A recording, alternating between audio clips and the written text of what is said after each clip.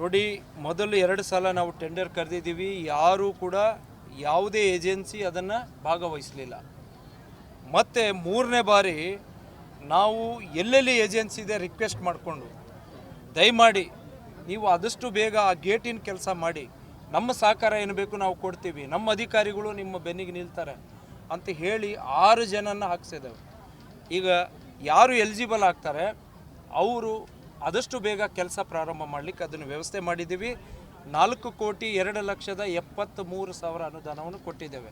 Already ಈಗ technical ಬಿಡ್ ನಡೀತಾ ಇದೆ. ಆಮೇಲೆ ಮಾಲ್ವಿ ಜಲಾಶಯದ ಒಂದು ವಿಷಯ ಹೇಳಿದಿರಿ. 2022ರಲ್ಲಿ ನೀರು ತುಂಬಿದೆ, ಈಗ ಯಾಕೆ ತುಂಬಲಿಲ್ಲ ಅನ್ನುವಂಥದ್ದು. 2022ಕ್ಕೆ ಜಾಕ್ವಾಲಿಗೆ ನೀರು ಬಂತು, 23ರಲ್ಲಿ ಬರಲಿಲ್ಲ.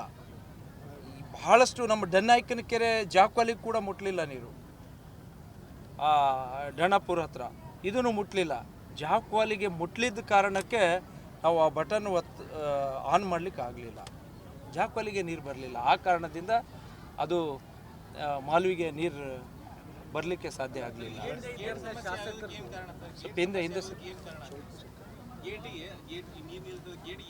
ನೋಡಿ, ನಮ್ಮಂಥ ಜನಪ್ರತಿನಿಧಿಗಳು ನಾವು ಚಿಕ್ಕವರಿದ್ದಾಗ ನೀವುಗಳು ಎಲ್ಲರೂ ಆ ಮಳೆ ಬಂದಾಗ ಒಂದು ಚಿಕ್ಕದ ಮಣ್ಣಿನ ಡ್ಯಾಮ್ ಕಟ್ತಿದ್ದೀವಿ ನಾವು, ಅದಕ್ಕೊಂದು ಗೇಟ್ ಮಾಡ್ತಿದ್ವಿ. ಇದು ತುಂಬಿ ಹರಿದ ಮೇಲೆ ಇದರ ಮಜಾ ನೋಡೋಣ ಅಂತೇಳಿ ಮಾಡ್ತಿದ್ವಿ. ಆವಾಗ ಆ ಮಣ್ಣಿನ ಡ್ಯಾಮ್ ಕಟ್ತಾ ಇದ್ದಿದ್ದು ಅದು ಓವರ್ಫ್ಲೋ ಆದಾಗ ಏನಾಗ್ತಿತ್ತು, ಒಡೆದು ಹೋಗ್ತಿತ್ತು. ಅದನ್ನು ಆ ಹುಡುಗಾಟಿಕೆಯನ್ನು ಈ ಡ್ಯಾಮಿಗೆ ಮಾಡಲಿಕ್ಕೆ ಹೋಗಿದ್ದಾರೆ. ಆ ಓವರ್ಫ್ಲೋ ಆಗಿರುವಂಥ ಸಂದರ್ಭದಲ್ಲಿ ಡ್ಯಾಮ್ ಅಪಾಯಕ್ಕೆ ಬಂದಿದೆ ಅಂದಾಗ ಹಿಟಾಚಿ ಇಟ್ಟು ಗೇಟ್ ಕಿತ್ತಿರೋದು ನಮ್ಮಂಥ ಜನಪ್ರತಿನಿಧಿಗಳು ಮಾಡಿದ ತಪ್ಪಿಗೆ. ಅಂದರೆ 4,02,73,000